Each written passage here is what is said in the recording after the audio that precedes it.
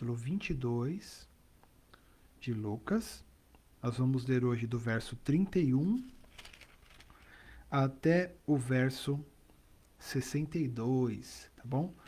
Lucas 22, do 31 ao 62. A nossa esperança é que o Espírito Santo venha revelar ao seu coração e trazer a palavra de Deus, que é Jesus Cristo, e trazer a fé genuína, a fé que vem pelo ouvir e ouvir da palavra. Tá bom? Bom, nós temos lido aqui o capítulo 22 e Jesus sempre tem aquela visão de ir para Jerusalém. Aqui ele já está em Jerusalém, né? Ele já está próximo da Páscoa em Jerusalém, né? E ele está aqui em Jerusalém justamente para comer essa última Páscoa, e essa última Páscoa que ele está dizendo seria a última Páscoa como Cristo Jesus, que é o Deus encarnado, pois a próxima Páscoa ele já será Jesus Cristo, o homem glorificado, né? Exaltado, né? Porque já teria passado pela sua morte, pela sua ressurreição. E aqui, seguindo aqui o contexto, ele já está na ceia, na que a gente chama de a última ceia do Senhor, né? A última ceia, e o pessoal aqui já começa a falar algumas coisas. Jesus já fala que alguns vão trair ele, é, que um vai trair ele já falou algumas coisas. E no verso 31, ainda estamos na ceia aqui, Jesus fala para Pedro algo. Então a gente vai começar a fazer a leitura e depois da leitura a gente, se o senhor quiser, a gente vai falar um pouco sobre esses textos que a gente vai ler. Tá bom? Então, o contexto aqui é a última ceia, vamos dizer assim, né? É a famosa última ceia ali que o Senhor fala da nova aliança no seu sangue e no seu corpo partido na cruz, né? Então, é, Lucas 22, verso 31 diz assim: a palavra de Deus diz: Simão, Simão, eis que Satanás pediu para peneirar vocês como trigo. Eu, porém, orei por vocês para que a sua fé não desfaleça. E você, quando fores convertido, fortaleça os seus irmãos. Porém, Pedro respondeu: Estou pronto para ir com o Senhor, tanto à prisão como para a morte. Mas Jesus lhe disse: Eu lhe digo, Pedro, que hoje, antes que o galo cante, você negará 3 vezes que me conhece. A seguir, Jesus perguntou aos discípulos: Quando os enviei sem bolsas, sem sacola e sem sandálias, por acaso faltou-lhes alguma coisa? Eles responderam: Não faltou nada. Então Jesus lhes disse: Agora, porém, quem tem bolsa, pegue-a e faça o mesmo com a sacola. E o que não tem espada, venda a sua capa e compre uma. Pois eu lhes digo que é preciso que se cumpra em mim o que está escrito. Ele foi contado com os malfeitores. Pois o que a mim se refere está sendo cumprido. Então lhe disseram: Senhor, aqui estão 2 espadas. Jesus lhes respondeu: Basta. E, saindo Jesus, foi como de costume para o Monte das Oliveiras. E os discípulos o acompanharam. Chegando ao lugar escolhido, Jesus lhes disse: Orem, para que vocês não caiam em tentação. Ele, por sua vez, se afastou um pouco e, de joelhos, orava, dizendo: Pai, se queres, afasta de mim este cálice. Contudo, não se faça a minha vontade, e sim a tua. Então lhe apareceu um anjo do céu que o confortava. E, estando em agonia, orava mais intensamente, e aconteceu que o suor dele se tornou como gotas de sangue caindo sobre a terra. Levantando-se da oração, Jesus foi até onde os discípulos estavam e os encontrou dormindo de tristeza. E disse: Por que vocês estão dormindo? Levantem-se e orem, para que não caiam em tentação. Enquanto Jesus ainda falava, eis que chegou uma multidão. E um dos 12, que se chamava Judas, vinha à frente deles e se aproximou de Jesus para o beijar. Jesus, porém, lhe disse: Judas, com um beijo você trai o Filho do Homem? Os que estavam ao redor de Jesus, vendo o que estava por acontecer, perguntaram: Senhor, devemos atacar com espadas? Um deles golpeou o servo do sumo sacerdote e cortou-lhe a orelha direita. Mas Jesus interveio, dizendo: Deixem, basta! E, tocando na orelha do homem, o curou. Então Jesus disse aos principais sacerdotes, capitães do templo e anciãos que vieram prendê-lo: Vocês vieram com espadas e porretes, como para prender um salteador? Todos os dias, estando eu com vocês no templo, vocês não tentaram me prender. Esta, porém, é a hora de vocês e a hora do poder das trevas. Então, prendendo Jesus, levaram-no e o introduziram na casa do sumo sacerdote. Pedro seguia de longe. Quando acenderam um fogo no meio do pátio e se assentaram juntos, Pedro tomou lugar entre eles. Uma empregada, vendo-o sentado perto do fogo, fixou os olhos nele e disse: Este também estava com ele. Mas Pedro negou, dizendo: Mulher, não o conheço. Pouco depois, outro homem, ao ver Pedro, disse: Você também é um deles. Mas Pedro disse: Homem, eu não sou um deles. E, tendo passado cerca de 1 hora, outro afirmou, dizendo: Com certeza este também estava com ele, porque também é galileu. Mas Pedro insistiu: Homem, não sei do que você está falando. E logo, enquanto Pedro ainda falava, o galo cantou. Então o Senhor voltou-se e fixou os olhos em Pedro. E Pedro se lembrou da palavra do Senhor, como lhe tinha dito: Hoje, antes que o galo cante, você me negará 3 vezes. E Pedro, saindo dali, chorou amargamente. Então, amados, esse é o nosso texto de hoje. Lucas 22, do 31 até o 62.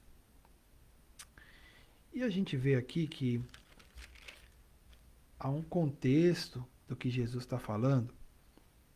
E ele está ali na ceia e começa a falar que alguém vai trair ele e tal. E aí houve uma discussão quem era o maior, um pouco antes ali, por volta dos versos 24 e 30 que a gente leu. E Jesus falou como é que ia ser no reino dele, como é que é no mundo, né? Mostrando a diferença ali do reino de Deus, como que é no reino de Deus, como é no mundo. E Jesus vai falando ali, é, e ele se dirige logo depois disso a Pedro e fala: Simão, Simão, eis que Satanás pediu para peneirar vocês como trigo. Vocês aí que estão brigando para saber quem é o maior, preocupado com essas coisas, como Jesus já tinha dito lá atrás, preocupado com as coisas dos homens, preocupado com aquilo que os homens procuram, aquilo que os homens desejam, a ambição, essas coisas. E aí Jesus fala que Satanás pediu para peneirar eles como trigo. E aí ele fala: Eu, porém, orei por você. Você, Pedro, para que a sua fé não desfaleça. Interessante, né? E você, quando for convertido, fortaleça seus irmãos. E aí, Pedrão, naquela pegada dele, sempre impulsivo, sempre não, tal, eu estou aqui para tudo que é possível, fala assim: estou pronto para ir com o Senhor, tanto para a prisão como para a morte. E o que eu acho interessante aqui é que Jesus falou assim, ó: Eu, porém, orei por você para que a sua fé não desfaleça. Para que esse grão de fé, essa pequena fé que você tem, não desfaleça nesse momento. Você não a perca, você não desfaleça em você. Ele fala assim, Pedro, né? Quando você for convertido, fortalece seus irmãos. Algumas, é, algumas traduções desse texto dizem: quando você voltar para mim. Outro diz: quando te converteres. Mas quando você vai no original grego, está escrito lá: quando fores convertido. Quer dizer, o verbo está na voz passiva. E significa que é alguém que recebe a ação de outro. Então, a tradução correta seria: e você, Pedro, quando fores convertido, fortalece os seus irmãos. E aqui é algo muito interessante porque muitos de nós, quando lemos esses textos aqui, falam: poxa, Pedro andava com Jesus. Pedro está há 3 anos ali, naquela pegada, foi chamado por Jesus, isso, aquilo, outro. Caramba, agora o cara faz uma dessas, já falou umas bobagens, já fez outra, agora tá, vem com esse papo, não entendeu nada ainda. Caramba, como é que pode? Mas a gente precisa entender que até o próprio Pedro, quando vai escrever a sua carta, ele diz algo que é muito interessante. Ele diz que Deus nos regenerou pela palavra de Deus, né? Ele diz que Deus nos regenerou pela ressurreição de Jesus Cristo. Ele está dizendo que lá que Deus revelou a sua ressurreição, o seu novo nascimento, a sua regeneração, foi na ressurreição de Jesus Cristo. E Pedro se inclui, porque ele fala nos regenerou. Ele não fala regenerou vocês, ele fala nos regenerou. Significando dizer que neste momento aqui, ainda que ele já andasse há 3 anos com Jesus, ele não era convertido. Tanto é que Jesus fala: quando você for convertido, fortalece os seus irmãos. E a gente precisa aprender a ter este olhar. Nós vamos ver lá na frente que, na verdade, nenhum deles tinha entendido absolutamente nada. E que lá na frente nós vamos ver que o Senhor, após a ressurreição, lhes abre o entendimento para compreenderem as Escrituras. Para compreender tanto o antigo quanto o que Jesus estava falando. O Espírito Santo, depois da descida dele, ele é quem lembra todos esses irmãos, tudo isso que Jesus falou. E aí começou-se a ter o que nós temos hoje, que são os evangelhos, as cartas, o Novo Testamento. Mas nessa época aqui, eles não entendiam absolutamente nada do que Jesus fazia. Tanto que você vai vendo nos papos que Jesus está dando os ensinamentos, e as perguntas deles são totalmente equivocadas. Eles estão olhando sempre para um outro lugar, para uma outra perspectiva. E aqui a gente vê Jesus falando claramente para Pedro: olha, eu orei por você, por vocês todos, porque Satanás pediu para peneirar vocês como trigo. mas eu orei por você, para que a sua fé não desfaleça. E essa fé, que eu acredito que não é a fé salvadora que Pedro tinha, mas é uma fé de que eu vou segui-lo até o final, na força do braço, na força da vontade dele ali, porque ele viu o que Jesus estava fazendo, ele estava buscando fazer as coisas da forma certa, porém ele não tinha natureza para isso. E nós vamos ver aqui que ele não tinha mesmo. Nós vamos ver aqui ainda quem era o pai espiritual de Pedro nesse momento, mesmo depois dele ser chamado por Jesus. Aqui mostra que ele ainda não era convertido, porque Jesus mesmo diz. E ele mesmo, na sua carta, testifica isso. Ele fala que bendito Deus e Pai de nosso Senhor Jesus Cristo, o qual, por conta das suas muitas misericórdias, nos regenerou pela ressurreição de Jesus Cristo. Nos regenerou quer dizer que ele também se incluiu. Eu fui regenerado também. Eu nasci de novo na ressurreição de Cristo, após a ressurreição de Cristo. Então, esse é o tempo. Ele fala: quando você for convertido, quando te converteres. Né? Que é a melhor tradução é quando fores convertido, porque o verbo está no passivo. E aí o Pedro respondeu: estou pronto para ir com o Senhor, tanto para a prisão como para a morte. E aqui é algo interessante, porque primeiro Pedro lá atrás, quando a gente vai dos outros evangelhos, quando Jesus fala assim: olha, quem dizem que eu sou? Aí o Pedro fala: tu és o Cristo, o Filho de Deus vivo.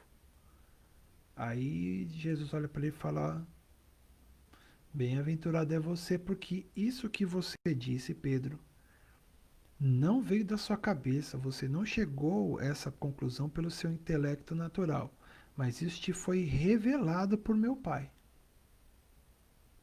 E depois que Pedro recebe isso, logo ele já se infla e Jesus começa a dizer o que é de fato ser o Cristo, o Filho do Deus vivo, que nada mais é do que vir para ser crucificado, para ser morto e ressuscitar ao terceiro dia. Essa é a missão do Cristo. O Cristo não veio para curar, para fazer milagre, para prosperar, para nada disso. Tudo isso ele fez porque eram sinais messiânicos que acompanhariam ali a sua vinda. Né? Ele tinha essa autoridade, Deus profetizou sobre esses acontecimentos, isso apontava de fato para a sua messianidade. E eu acredito que até hoje Jesus usa os seus para curar em seu nome. E ele cura. Jesus cura até hoje. Porém, amados, é muito interessante que ser o Cristo está simplesmente totalmente relacionado com a cruz e a ressurreição. Primeiramente com a cruz, porque não há ressurreição se a pessoa não morrer.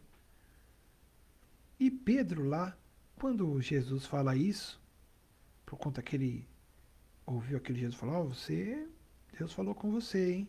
O Pai revelou isso para você, que eu sou o Cristo, o Filho do Deus vivo. Isso foi do Pai, não foi, veio de você. Aí Pedro já se achou o rei da revelação. E aí quando Jesus falou que ser o Cristo estava ligado com a sua crucificação, ele vem, chama Jesus, e a palavra de Deus diz que ele repreende a Jesus e diz assim: de maneira nenhuma isso acontecerá, Senhor. E aí Jesus olha para ele e fala: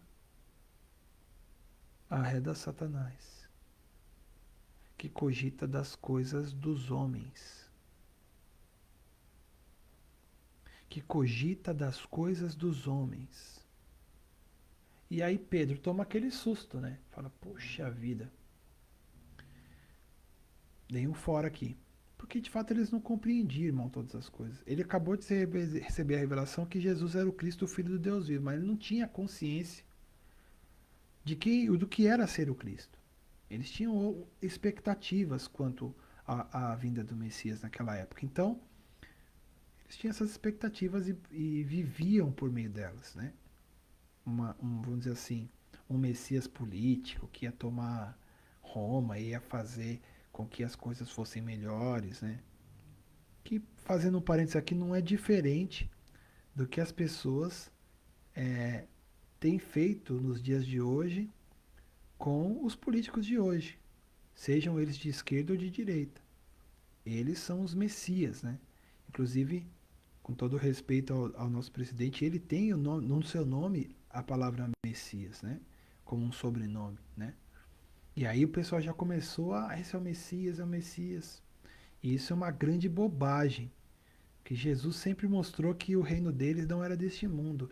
Se a politicagem, se os cosmocratas estavam indo para um lado, ele estava indo para o outro.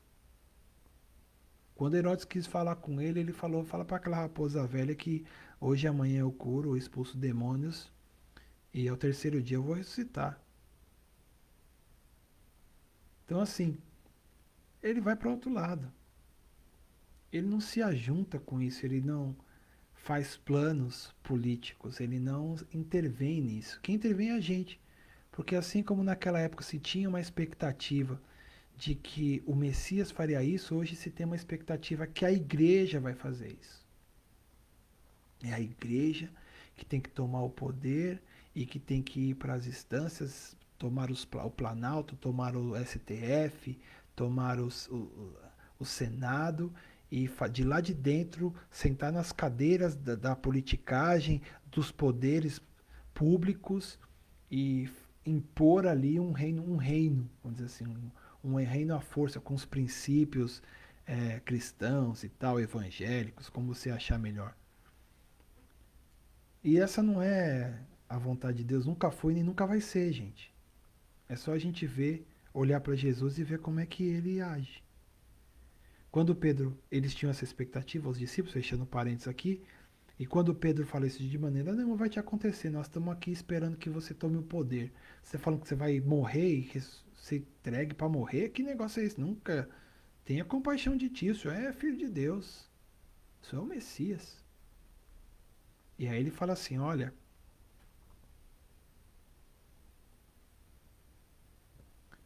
arreda Satanás. Que você cogita das coisas dos homens. Isso não tem nada a ver com Deus. Essa ânsia por tomar um poder e impor o reino de Deus à força, é porque nós somos os da justiça. Não é assim que Jesus falou que a justiça ia se manifestar. A gente tomando poder político de lugar nenhum. Isso não quer dizer que não haja irmãos que possam ser políticos, que possam ter esse talento, essa vocação. E que possam, de lá de dentro, sim, fazerem leis e tal. O que eu estou falando é esse império ou que querem se impor hoje com uma bancada, com coisa para e que tem conquistado coisas legais, mas a maioria das coisas de verdade são direitos para eles mesmos, né? Para os interesses deles mesmos. Não tem nada a ver com a justiça que Jesus falou, nada. Então não faz o menor sentido. E aqui, Pedro I falou isso, né? Não, de maneira nenhuma. E Jesus falou, arreda Satanás.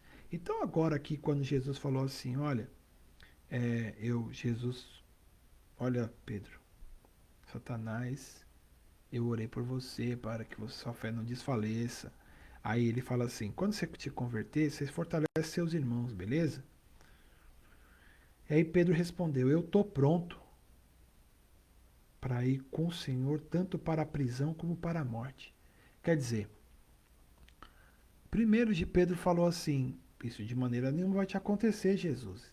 Ele foi contra a cruz, Jesus falou quem é que estava por detrás, era Satanás. Então aqui agora, ele já não respondeu daquele, ele falou, pô, agora você é um pouquinho mais esperto, né? Deixa eu falar aqui, eu tô pronto para ir contigo, que isso? É para morrer eu vou, para ser preso eu vou e vou até a morte. Mas Jesus lhe disse, eu lhe digo, Pedro, que hoje antes que o galo cante, você me negará 3 vezes que me conhece. E ele não falou nada, ficou naquela, não, tô pronto, provavelmente naquela, não, o senhor vai ver como eu vou como muitas pessoas até hoje querem fazer, como eu vou surpreender o Senhor, como eu vou surpreender com a minha fé, com a minha dedicação. Tudo essa coisa de querer mostrar para Deus uma coisa que Deus já sabe. Existe uma frase que eu ouvi há algum tempo, eu não sei de quem é, mas é uma frase muito preciosa e que é 100% verdadeira. Ela diz assim: Deus não está decepcionado com você.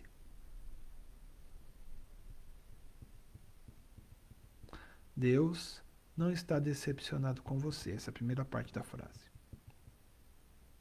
Deus não está decepcionado com você porque ele nunca teve ilusões a seu respeito, expectativas. Ele sabe quem eu e você somos. Quem está decepcionado com a gente mesmo somos nós. Então, Deus não está decepcionado com você porque ele nunca teve ilusões a seu respeito. Nenhum. Tem uma passagem em João que Jesus fala assim, que está escrito lá, narrado, que muitos vendo os milagres que Jesus fazia, creram no seu nome. Porém, Jesus não se confiava nestes, porque ele conhecia a natureza humana. E logo depois dessa passagem, o que vem é justamente aquele papo de Nicodemos, um cara super preparado na lei, fariseu, respeitado, um dos principais. E ele vem com esse papo: "Olha, nós sabemos que o senhor é mestre, porque o que o senhor faz só faz só se Deus estiver com ele." E Jesus fala para ele assim: "Olha, ele fala os sinais que o senhor faz, né? É um desses caras que estavam ali em Jerusalém e vendo os sinais que Jesus fazia, creram no seu nome, porém Jesus não se confiava a ele, a estes que creram." Ué, aí você fala: "Mas não é para crer em Jesus e aí você vai estar..." Mas Jesus não se confiava a esses. Por quê? Porque eles não creram em Jesus. Eles creram no milagre. Eles creram no que Jesus podia fazer. Mas Jesus não se confiava a ele. Ele sabia que aquilo ali não era convertido. Ele era convencido e interesseiro. Tanto que ele vem: "Olha, nós estamos aqui, eu estou aqui foi de noite, para ninguém ver ele, né? Porque o Sinédrio já queria matar Jesus faz tempo. Aí ele vai lá ter com Jesus de noite, você imagina, né? Olha, nós estamos vendo que os sinais que o senhor faz, só se Deus estiver com a pessoa, viu? O senhor é de Deus." Aí Jesus responde o que para esse homem? Olha, Nicodemos, se você não for nascido do alto, se você não for nascido do Espírito, não poderá ver o reino de Deus. E lá na frente ele fala: se você não for nascido da água e do Espírito, você não vai poder entrar no reino de Deus. E é justamente o que está acontecendo aqui. Esse pessoal aqui não era nascido de novo, irmãos. Eles estavam numa jornada seguindo a Jesus, chamados por Jesus, estavam num projeto de Jesus ali, mas eles não eram convertidos. Eles foram convertidos após a ressurreição de Cristo, porque para você e eu sermos convertidos, de fato essa obra é uma obra do Espírito Santo que passa pela morte e ressurreição de Jesus Cristo. E passa pela nossa morte e ressurreição com Jesus Cristo. E tudo isso sendo revelado, assim como Pedro recebeu aquela revelação de que Jesus era o Cristo, o Filho do Deus vivo, a gente vai aprendendo isso, Deus vai revelando, seu Espírito vai abrindo o nosso entendimento e vai nos fazendo experimentar essas verdades bíblicas. Essas verdades que o Espírito revelou. Jesus falou que as palavras que ele disse são Espírito e são vida. E ele disse que a carne nada aproveita. Isso quer dizer, as palavras que ele disse que estão aqui são Espírito e são vida para nós. Mas o que a carne faz, nada aproveita, porque a carne para nada aproveita. Não é que ela não faz, é que o que ela faz não tem valor algum, amado. E aqui está Pedro: "Não, eu vou contigo até a morte." sem natureza para isso. Muitas vezes eu vejo muitos irmãos, não, eu vou te surpreender, Deus, eu quero te surpreender, eu quero fazer, eu quero isso, aquilo outro, e aí se frustra. Acaba, como o Pedrão aqui, caindo para trás. Aí, seguindo aqui, Jesus perguntou aos discípulos: olha, ele fala que Pedro vai negar ele, e meio que morre a história ali com esse susto, né? Imagina.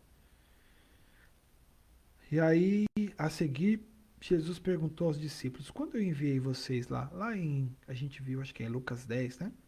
Quando enviei vocês sem bolsa, sem sacola, sem sandália, por acaso faltou-lhes alguma coisa?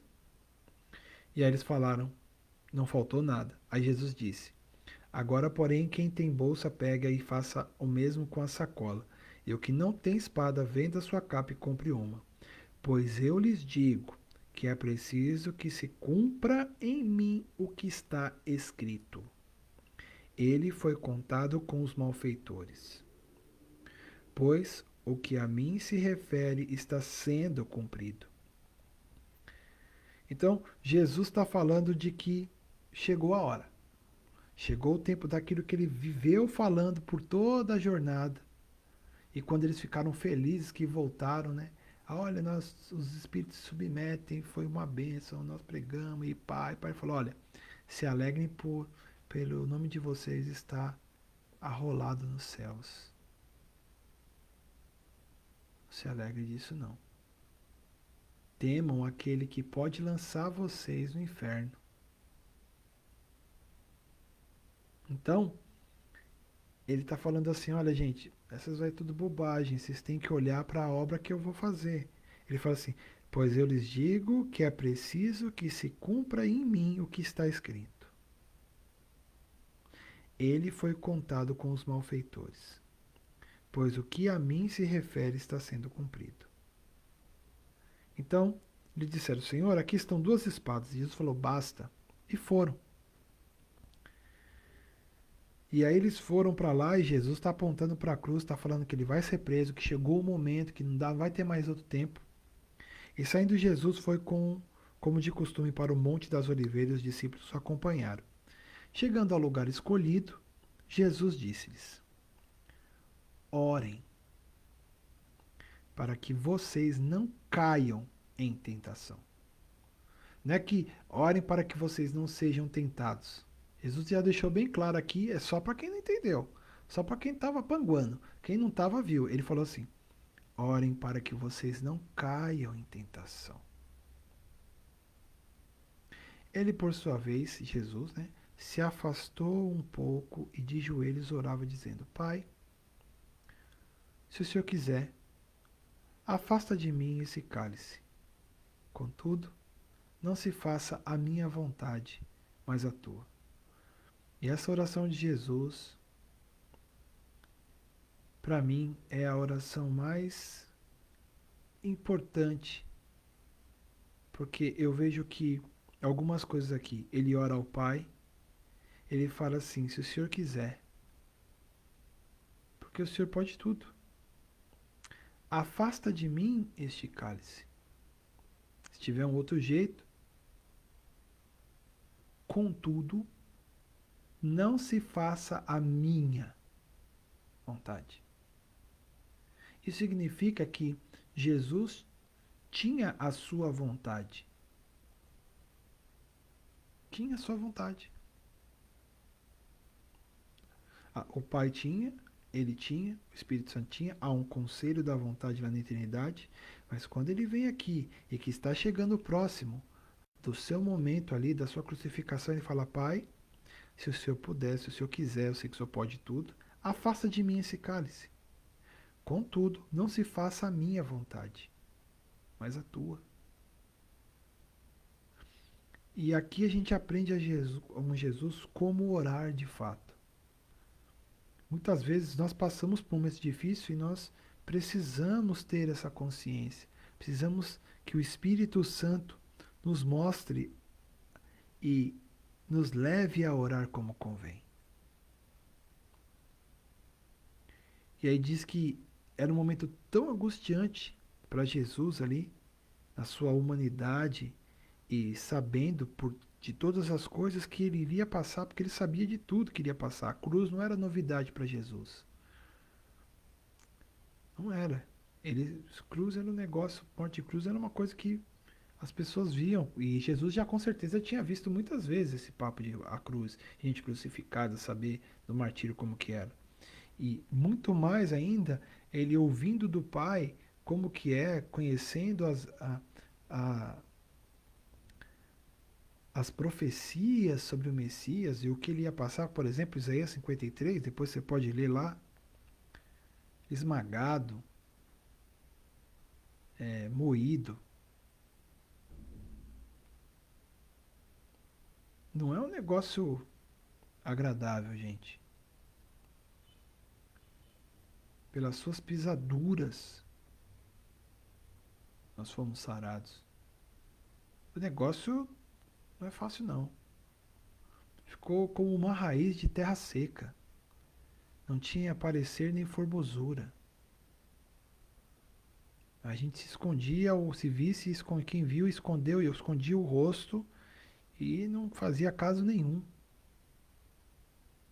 Humilhado, rejeitado, tratado como um lixo, como um nada. Então Jesus está vendo que aquele momento está chegando de profundo sofrimento. E a sua alma, num outro evangelho, diz que a sua alma está profundamente angustiada até a morte. O espírito está pronto, mas a sua alma está angustiada até a morte. Como nós passamos por angústias na vida, Jesus passou. E qual foi a oração que Jesus fez? Pai, se queres, afasta de mim este cálice. Contudo, não se faça a minha vontade, e sim a tua.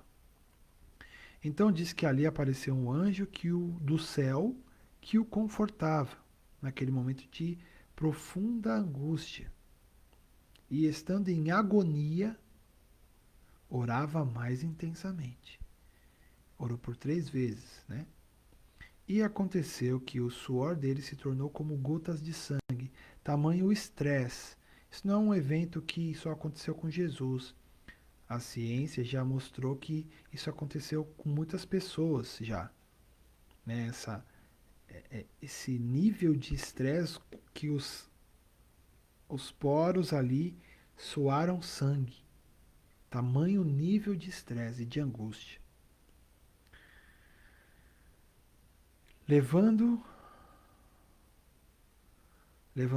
E aqui é uma coisa interessante, né? Porque ele veio para derramar o seu sangue. E aqui já começa.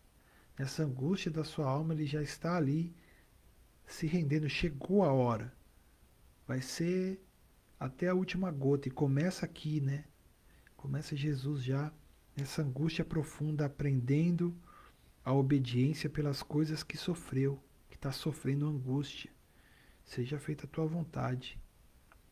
E aí, levantando-se da oração, Jesus foi até os discípulos e eles onde os discípulos estavam, ali um pouquinho mais para trás, onde deixou eles, e os encontrou dormindo de tristeza, porque eles viram que o que Jesus falou ali, Pedro, né, falou de Pedro, você vai me negar, eu vou morrer, essas coisas, começaram eles a entrar em crise, né?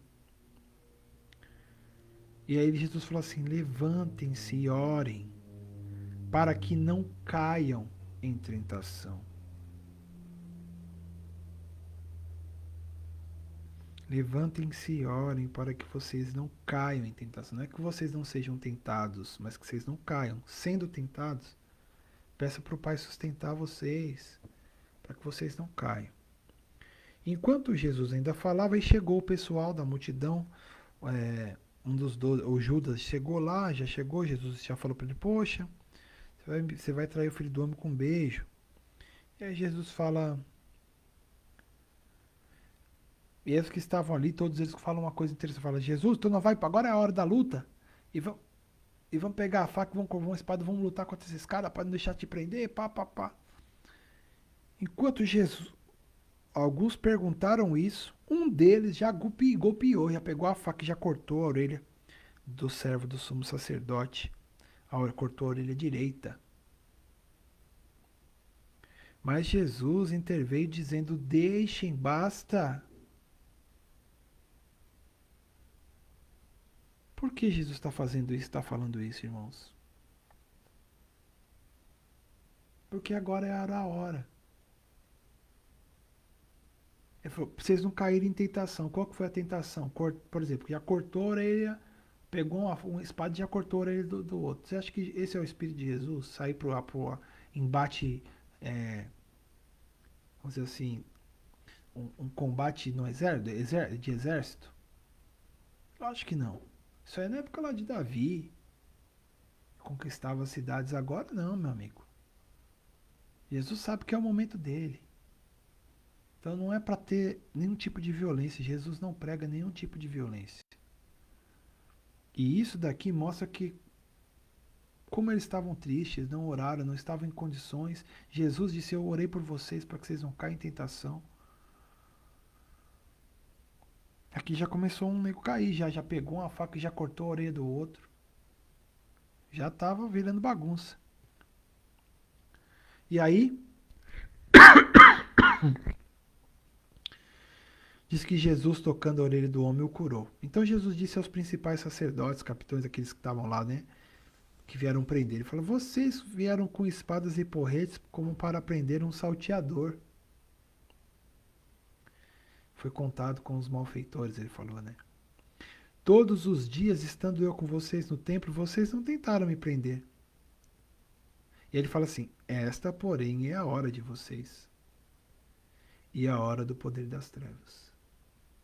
Então, era a hora deles, eles executarem a maldade do seu coração, né? E cumprir. E a hora do poder das trevas. Jesus falou. Deixou bem claro. E aí fala assim: que prenderam Jesus, levaram e introduziram na casa do sumo sacerdote. E o Pedrão: eu vou contigo até. Eu vou contigo para ser preso e até a morte. Pedrão seguia de longe, todo dentro da sua capacidade humana, né? Com medo, com certeza, né, gente? E aí, quando acenderam o fogo no meio do pátio ali, se assentaram juntos, Pedro tomou lugar entre eles. E aí começa, a gente vê Pedro negando 3 vezes, como o Senhor disse: hoje você vai me negar. Tanto que o galo canta, você vai me negar 3 vezes, mentindo. Quem é o pai da mentira mesmo? Vocês sabem, né? Pedro mentiu. E isto é mais uma prova de que ele não tinha sido convertido, não era convertido ao Senhor. Ele estava num processo de Deus sendo chamado, mas ele sabe, ele tem a revelação, porque na sua carta ele disse que ele foi convertido, que ele foi regenerado. Convertido é nascido de novo, né? Onde acaba a sua confiança em você mesmo e você põe toda a sua confiança naquele que é, que era e que há de vir. Você acaba com a sua autoconfiança e ganha a confiança do alto. É uma troca, é uma conversão. Muda. Você está indo para um lado, você vai para o outro. Converteu, mudou de direção. Mudou de ponto de confiança mesmo. E foi que aquele ainda estava tentando na sua força, da sua carne, mas não tem natureza. Tanto que ele negou 3 vezes, mentiu. Mentiu. E aí, Jesus falou: eu orei por você para que a sua fé não desfaleça. Eu orei. Essa fé que faz isso aqui, ó. Não, eu vou te surpreender, eu vou com você até a morte. Aí chega na hora, faz o quê? Quando o negócio aperta, segue de longe, porque eu não quero que ninguém saiba que eu sou de Jesus aqui nesse lugar. Então eu vou seguir Jesus de longe. E aí nega 3 vezes Jesus. E o galo canta, como Jesus falou. E aí diz que Jesus, o Senhor, voltou-se e fixou os olhos em Pedro. Tipo, lembra que eu falei para você? Que você ia fazer isso? E aqui a gente aprende, irmão, que mesmo depois de convertido, e quem de fato é convertido, perdeu toda a confiança em si mesmo e ganhou total confiança no alto, naquilo que Cristo fez. E agora não é vive mais você, é Cristo. Então você não vai nem tentar ser agradável a Deus, porque Deus já te fez agradável em Cristo. Ele te colocou nele para que você ficasse liberto de você mesmo, da sua natureza perversa, e ganhasse uma nova vida. E vivesse por meio dessa nova vida, que agora é como Jesus, confia 100% no Pai. Ah, eu tenho vontade, uma vontade, olha, eu vou expor aqui a minha vontade, Deus. Sei que o Senhor pode tudo, Pai. Sei que o Senhor pode tudo. Se der, passe de mim. Se não, faça a tua vontade. Porque se for a cruz que o Senhor tem para mim, é o seu plano, é a sua vontade. Eu vou até o fim. O Senhor vai. Porque é um momento de angústia, precisava tanto que um anjo estava confortando ele. Não era fácil. Mas mostra aqui que não adianta você ser que nem aqui, como o Pedro estava fazendo. Não, eu, Senhor, eu gosto do Senhor, eu vou até o final, eu vou. Você não vai nada. Você não tem natureza para isso. E Deus sabe disso. Por isso que ele veio me salvar, te livrar dessa arrogância de querer conquistar as coisas e vamos dizer assim, ah, eu vou surpreender Deus com a minha fé. Não vai, filho. A fé que você tem é de Deus. A palavra de Deus diz que Ele é o autor e o consumador da fé. E algumas traduções colocam nossa fé. A fé que Pedro tinha deu nisso aqui. Ó, fezinha rota, falha, uma fé nele mesmo. Jesus falou, roguei para que a tua fé não desfaleça, a fé que você tem em você mesmo. Não que você tem em mim, Jesus. A fé que você tem em você mesmo. Para que você não se perca por causa disso. Mas que você suporte o que você vai passar, porque você vai me negar 3 vezes, você vai mentir. Você vai mostrar quem você é o Pai. Que você não é diferente daqueles que estavam me prendendo, que você não é diferente de ninguém, que você é igual. Você não é diferente de Mateus, de ninguém é diferente. Todo mundo está debaixo da mesma régua. Todo mundo precisa ser salvo. E ser salvo, ser justificado, tornado justo, precisa morrer. Precisam de morrer. Porque o salário do pecado é a morte, e a alma que pecar, essa morrerá. Vocês precisam morrer, ser justificados. Vocês estão tentando seguir, correr atrás de uma relação que vocês não têm condições. E eu vim para fazer essa obra, né? Jesus está falando. E aí, eles estão aqui, e aí o galo canta. E aí Pedro, naquela hora, lembrou-se da palavra do Senhor, como lhe tinha dito: Hoje, antes que o galo cante, você me negará 3 vezes. E aí Pedro, saindo dali, chorou amargamente. E muita gente diz que aqui que Pedro se arrependeu. Com certeza ele entrou em crise. Por que, que eu fiz isso? Por que, que eu fiz isso sendo que eu falei que eu ia fazer outra coisa?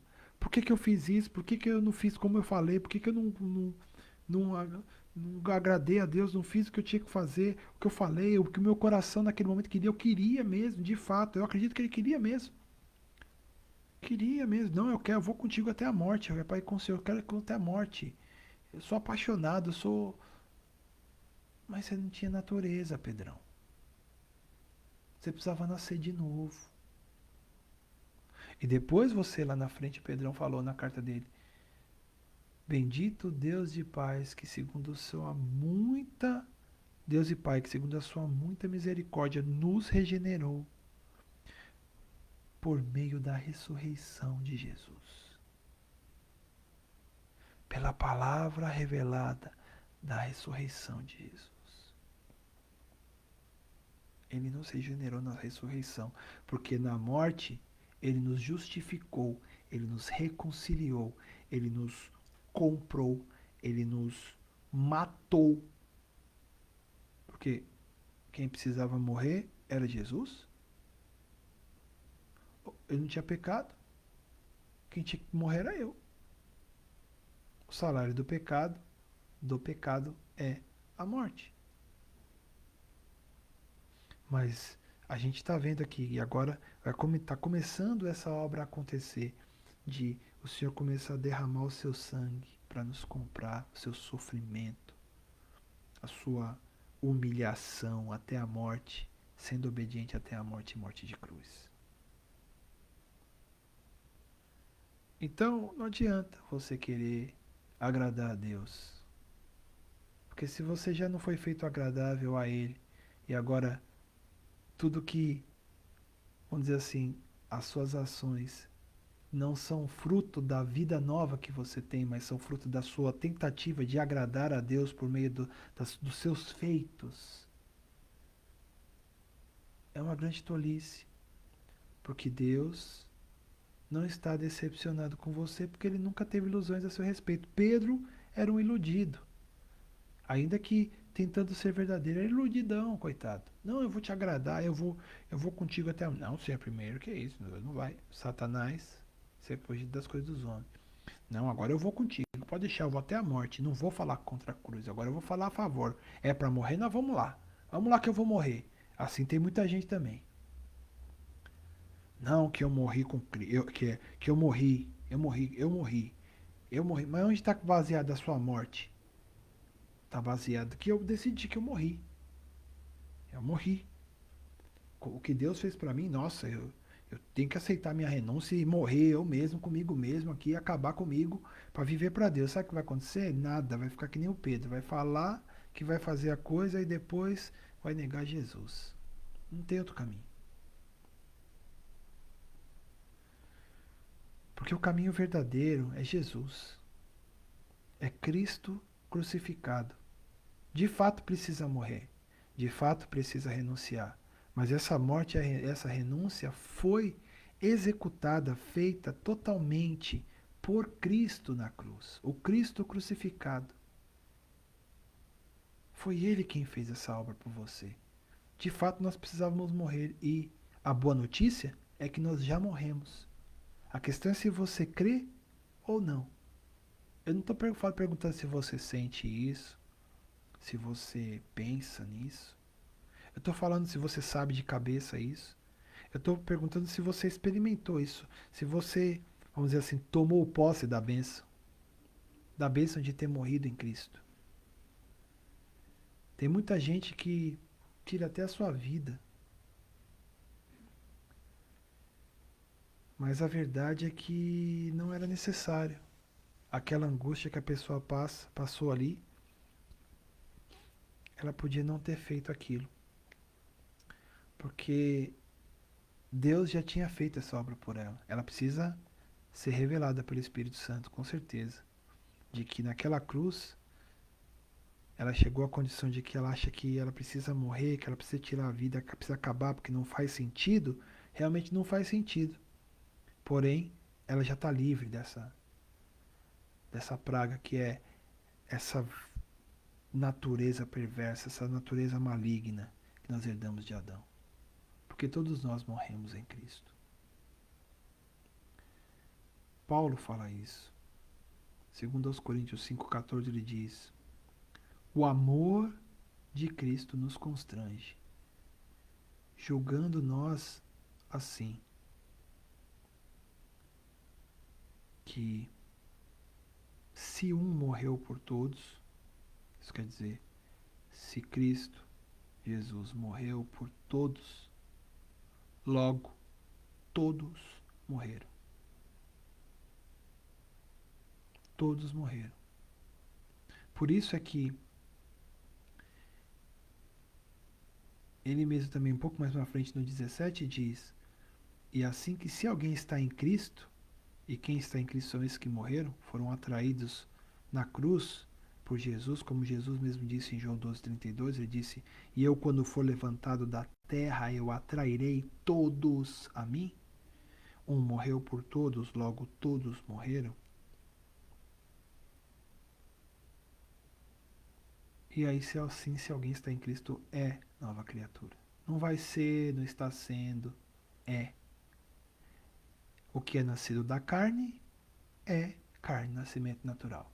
O que é nascido do Espírito é um outro nascimento, é Espírito. Não é se vai ser, não será, é Espírito. E aqui nós vemos que o Pedrão chorou amargamente. E com certeza isso faz parte do processo de conversão de Pedro, sem dúvida. Mas ele mesmo tem a revelação, teve a revelação lá na frente, depois de muito tempo, quando ele escreve a sua carta para a igreja, de que ele mesmo dá graças ao Pai que nos regenerou pela ressurreição de Cristo. Amém? Deixa eu ver se eu acho esse texto para a gente terminar aqui. Eu não tinha notado ele, mas o Senhor me levou agora aqui. Vamos lá? Vamos ver que carta que é. Acho que é 1 Pedro.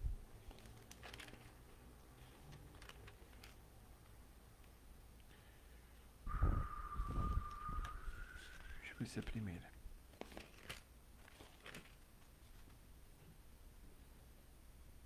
É isso mesmo. 1 Pedro, capítulo 1, verso 3. Veja aqui. Esse texto depois olhe na sua Bíblia aí.